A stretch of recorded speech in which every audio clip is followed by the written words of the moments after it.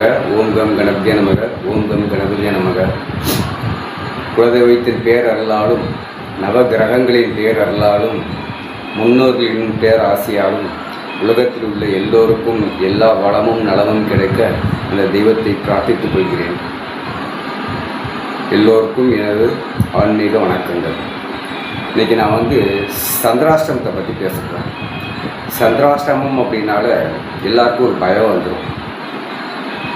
அது ஒரு பயம் அனாவசியமான பயம் அப்படிங்கிறத இந்த வீடியோ மூலமாக தெரியப்படுத்த போகிறேன்.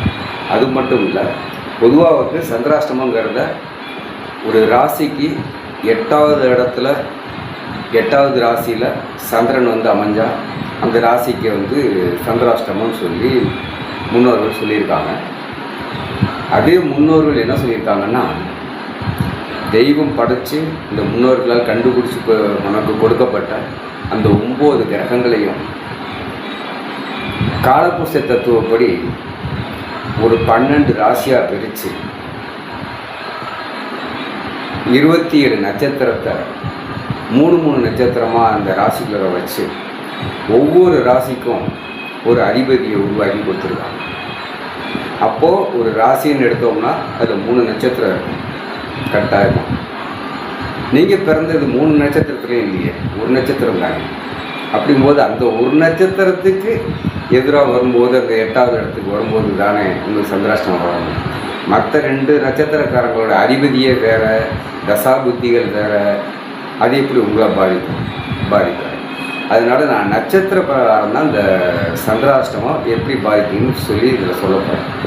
இன்றைக்கி முதல்ல நம்ம அஸ்வினி நட்சத்திரத்தில் ஆரம்பிக்கலாம்.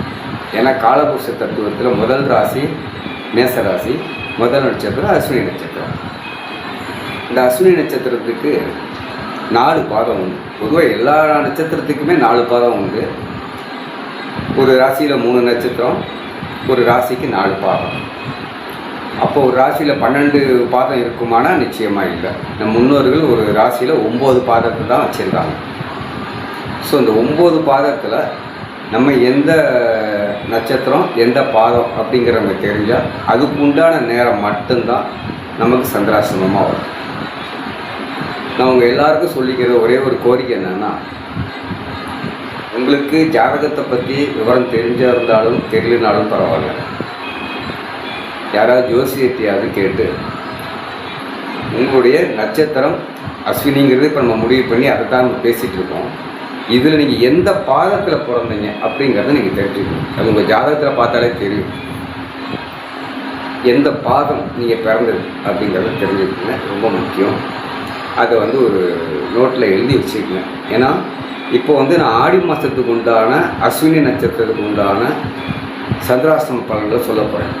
இதே மாதிரி நான் ஒவ்வொரு மாதமும் இதே அஸ்வினி நட்சத்திரத்துக்கு நான் வீடியோ போடுறேன். நான் எல்லா நட்சத்திரத்துக்குமே தனித்தனியாக போடுறேன், 27 நட்சத்திரத்துக்கும் போடுறேன். இப்போ முக்கியமாக இந்த அஸ்வினி நட்சத்திரக்காரர்களுக்கு இந்த வீடியோவில் நான் சொல்கிற விஷயங்கள் நீங்கள் கொஞ்சம் கேட்டுக்கணும். இதில் என்னன்னு கேட்டிங்கன்னா, இந்த ஜாதகத்தில் இந்த ராசி அப்படிங்கிறத முன்னோர்கள் நம்ம உடம்புக்கு இணையாக குறிப்பிட்டிருக்காங்க. ஸோ அந்த நட்சத்திரம் எந்த ராசி எந்த நட்சத்திரங்கிறது நம்ம உடல் அப்படிங்கிற மாதிரி வச்சுக்கணும். நம்ம பிறந்த நேரத்தில் அது பகலாக இருந்தாலும் சரி இரவாக இருந்தாலும் சரி, சூரியனோட ஒளி கதிர்கள் உதயமாகிற இடம் நீங்கள் பிறந்த நேரத்தில் எந்த இடம் அப்படின்னு பார்த்தா அந்த நேரத்தில் இருந்த நட்சத்திரத்தில் அந்த பாதத்தில் அந்த குறிப்பிட்ட கதிர் விழுகிற இடத்த தான் லக்னம்னு சொல்லி முன்னோர்கள் குறிப்பிட்டிருக்காங்க. உடலான ராசிக்கே நம்ம சந்திராஷ்டமம் பார்த்துட்டு இருக்கோம். அந்த உயிர்னு சொல்லக்கூடிய லக்னத்துக்கும் நம்ம சந்திராஷ்டமம் பார்க்க வேண்டாமா? கட்டாயமாக பார்க்கணும். உங்களுக்கு நீங்கள் ஜோசியத்தை போகும்போதோ இல்லை நீங்களே ஜாதகத்தில் பார்த்தாலோ உங்கள் லக்னம் எந்த நட்சத்திரத்தில் எந்த பாதத்தில் இருக்குங்கிறதும் தெரிஞ்சுக்குங்க. அதையும் ஒரு முறை குறிச்சிங்க. இது ஒரே ஒரு முறை குறித்து மெமரியில் கொண்டு வந்துட்டிங்கன்னா போதும். அதுக்கப்புறம் நான் போடக்கூடிய அத்தனை வீடியோவையும் நீங்கள் ஈஸியாக புரிஞ்சிக்கலாம். இதில் முக்கியமாக நான் ஒரு விஷயம் என்ன சொல்கிறேன்னா, உங்களுக்கு சந்திராஷ்டமங்கிறது ராசியும் லக்னமும் ஒன்றா அமைஞ்சிருச்சுன்னா ஒரே ஒரு முறை தான் சந்திராஷ்டமம் அந்த மாதத்தில். அதுவும் 6 மணி நேரமோ 6.5 மணி நேரமோ தான். 3 நாளோ 2.25 நாளோலாம் கிடையாது. அதுக்கப்புறம் பாதம் மாறிடுவார், நட்சத்திரம் மாறிடுவார். அதனால் முழுசாக 2.25 நாள் கிடையாது. அதை நினச்சி நீங்கள் வந்து உங்களுடைய வேலைகளை தள்ளி போட வேண்டாம், தடுக்க வேண்டாம். நீங்கள் வேணால் நான் சொல்லக்கூடிய விஷயத்த இந்த ஒரு முறை நீங்கள் பரிச்சித்து பாருங்கள், அது அப்படியே நடக்கும். இதுக்கு நான் 200% நான் கேரண்டி தரேன். சப்போஸ் உங்களுக்கு ராசி வேறு லக்னம் வேறுன்னு இருந்ததுன்னா நீங்கள் இப்போ ராசிக்கு உண்டானதை மட்டும் பார்த்துக்கணும். ஏன்னா நான் இப்போ அஸ்வினி நட்சத்திரத்துக்கு தான் சொல்லிகிட்டு இருக்கேன். அதனால் அஸ்வினி நட்சத்திரத்தில் பிறந்ததுனால பிறந்த நட்சத்திரத்துக்கு அதை மட்டும் பார்த்துக்கங்க. லக்னம் என்னன்னு தெரிஞ்சு வச்சுக்கோங்க. நான் ஒவ்வொரு நட்சத்திரத்துக்காக அந்த சந்திராஷ்டமத்தை போடும்போது உங்களுடைய லக்னத்துக்கு உண்டான நட்சத்திரமும் அந்த பாதமும் அந்த லிஸ்ட்டில் வரணும். எப்படி தான் அந்த 27 நட்சத்திரத்துக்குள்ளார அந்த ஒரு 4 பாதத்துக்குள்ளார தான் உங்கள் லக்னம் உட்காரப்போகுது. ஸோ எந்த நட்சத்திரம் அப்படிங்கிறது தெரிஞ்சு எந்த பாதம்னு சொல்லி குறிச்சிக்கிட்டிங்கன்னா அந்த நட்சத்திரத்துக்கு நான் போடக்கூடிய அந்த சந்திராஷ்டமம் உங்களுக்கும் பொருந்தும். இதில் வந்து எந்த விதமான மாற்று கருத்தும் இல்லை. ஆனால் ராசிக்கு சொல்லக்கூடிய சந்திராஷ்டமம், அதாவது அந்த ராசியில் உள்ள நட்சத்திரத்துக்கு அந்த பாதத்துக்கு சொல்லக்கூடிய சந்திராஷ்டமம் 30% தான் உங்களுக்கு பலிதமாகும். நான் லக்னத்துக்குன்னு நான் சொல்ல போகிற சந்திராஷ்டமம் 70% பலியமாகும். இதில் இன்னொரு விஷயம், ஒவ்வொரு நட்சத்திரத்துக்கும் ஒரு அதிபதி, இந்த 9 கிரகங்களும் 3 நட்சத்திரமாக எடுத்துகிட்டு இருக்காங்க. ஸோ உங்களுடைய இந்த அஸ்வினிக்கு உண்டான அதிபதி வந்து கேது பகவான். ஸோ இந்த நேரத்தில் தசாபுத்தின்னு எடுத்து பார்க்கணும். லக்னம் தெரிஞ்சுக்கிட்டோம், நட்சத்திரம் தெரிஞ்சுக்கிட்டோம், ராசி தெரிஞ்சிட்டோம், நட்சத்திரம் தெரிஞ்சிட்டோம், பாதம் தெரிஞ்சிட்டோம். நமக்கு இப்போ என்ன தசாபுத்தி நடக்குதுன்னு பார்க்கணும். ஏங்க தசாபுத்தின்னா, இந்த தசாபுத்தியில் நீங்கள் எந்த தசை வேணாலும் நடக்கட்டும். மனுஷனோட வாழ்க்கையை 120 வருஷமாக நிர்ணயித்து அதுக்கு தான் தசாபுத்திகளை உருவாக்கியிருக்காங்க. ஒவ்வொரு கிரகத்துக்கும் இத்தனை வருஷம் சொல்லி கணக்கெடு போட்டு மொத்தமாக கூட்டி பார்த்தீங்கன்னா 120 வருஷம் வரும். 120 வருஷம் இன்றைக்கி மனுஷனோட ஆயுள் காலம் கிடையாது. அதனால் எல்லா கிரகத்தோட தசாபுத்தியும் நமக்கு வர்றதுக்கு வாய்ப்பு இல்லை. ஆனால் தசை வராமல் இருக்கலாம், புத்தி வராமல் இருக்காது. 9 கிரகங்களும் எந்த தசை நடந்தாலும் புத்தியாக வருவாங்க. அது வருட கணக்கில் இருக்கலாம், மாத கணக்கில் இருக்கலாம். அப்படி வரும்போது அடுத்தாப்பில் அந்தர கணக்கில் வருவாங்க, அதுவும் மாத கணக்கில் இருக்கலாம். அப்புறம் சூட்சம கணக்கில் வருவாங்க, அது வார கணக்கில், நாட்கள் கணக்கில் இருக்கலாம்.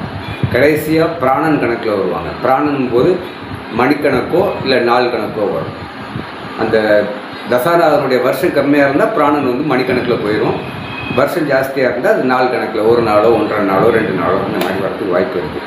ஸோ ஏதோ ஒரு வழியில் உங்களுடைய இந்த தசாநாதன் கேது நிச்சயமாக உங்களை வந்து தொடர்ந்து வந்து ஏதோ ஒரு வழியில் உங்களுக்கு வந்து நல்லதோ இல்லை கெடுதல்களோ ஏதோ ஒன்று செஞ்சிகிட்டே இருப்பார்.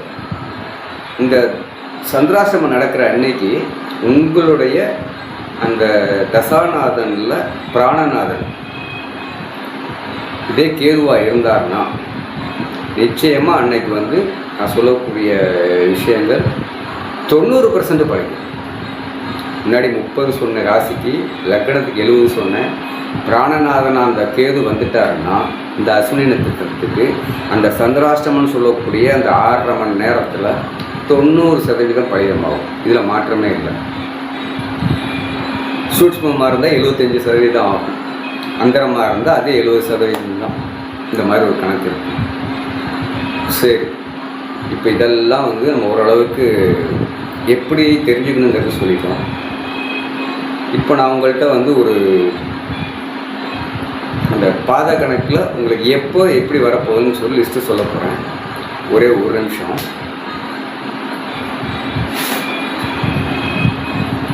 ஏன்னா நான் சொல்லக்கூடிய விஷயங்கள் துல்லியமாக இருக்கணுங்கிறதுக்காக ஒரு ரிப்போர்ட் பேப்பரில் ஒரு குறிப்பு எழுதி வச்சுக்கிட்டேன். வேறு ஒன்றும் இல்லை, அதுதான் எடுத்தேன்.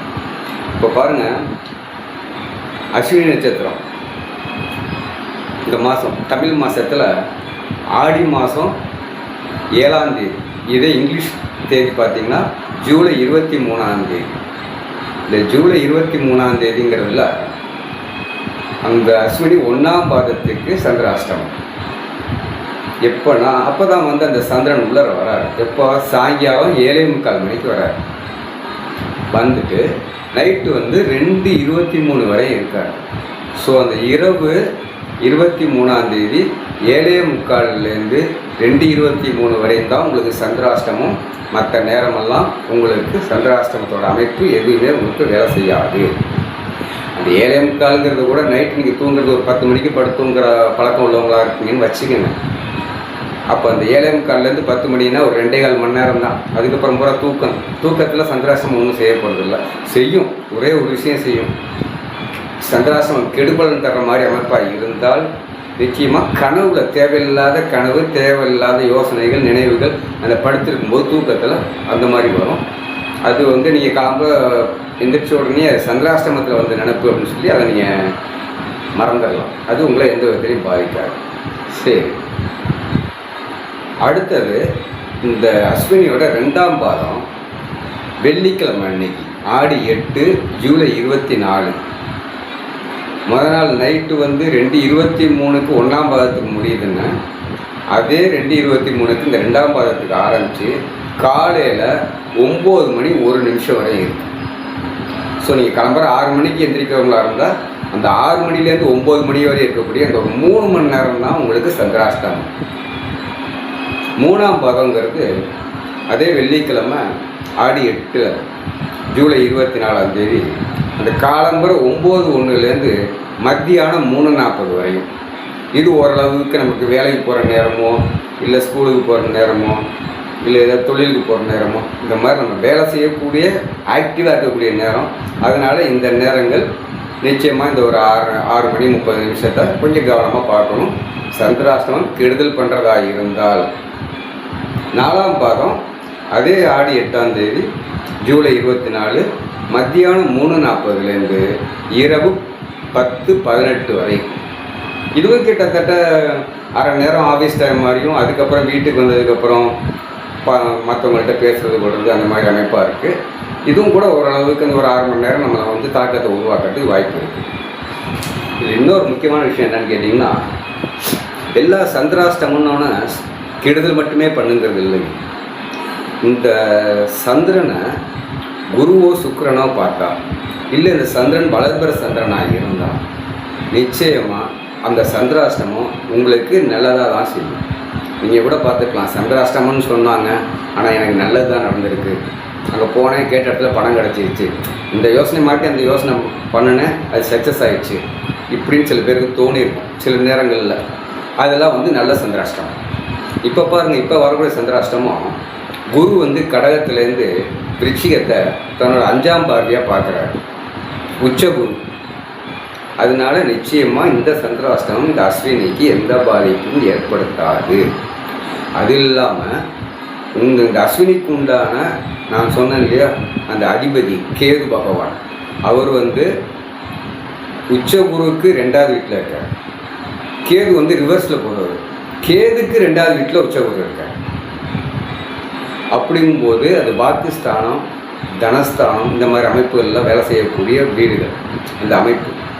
அதனாலையும் நிச்சயமாக உங்களுக்கு இந்த சந்திராஷ்டமம் எந்த விதமான பாதிப்பையும் ஏற்படுத்தாது. அடுத்த மாதம் ஆவணி மாதம் வரக்கூடிய சந்திராஷ்டமத்தை எப்படி வருதுங்கிறத நம்ம அடுத்த வீடியோவில் நான் உங்களுக்கு அஸ்வினிக்காக போகும்போது பார்க்கலாம். கூடிய மட்டும் இது 200% பலியமாகக்கூடிய ஒரு விஷயம். இதை கொஞ்சம் ஸ்கிப் பண்ணாமல் இதுவரையும் பார்த்த வரை நன்றி. நீங்கள் உங்களுக்கு தெரிஞ்ச ஆளுங்க மற்றவங்களுக்கு இது தெரியப்படுத்துங்க. மற்ற நட்சத்திரங்களுக்கும் நான் அடுத்தடுத்து தொடர்ந்து வீடியோ போட்டுட்ருக்கேன். தேவைப்படுறவங்க அவங்கவுங்க நட்சத்திரத்தை பாருங்கள். உங்களுக்கு லக்னத்தில் அந்த வேறு நட்சத்திரம் இருக்குன்னா நீங்களும் ஒரு தடவை திரும்பவும் அஸ்வினிக்கு பார்த்தாச்சு. சப்போஸ் உங்களோடது ஒரு